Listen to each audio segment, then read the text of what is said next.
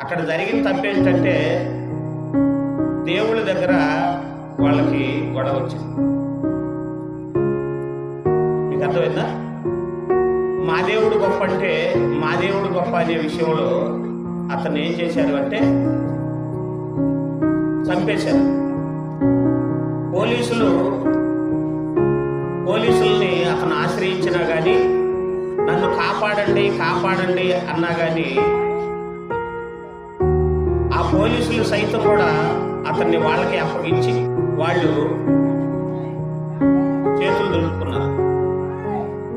అతన్ని ఎంత దారుణంగా చంపారు అంటే అంత దారుణంగా చంపేశారు. ఒక హైందవ సహోదరుడు సాటి మనిషిని వాళ్ళు ఎందుకు చంపారు?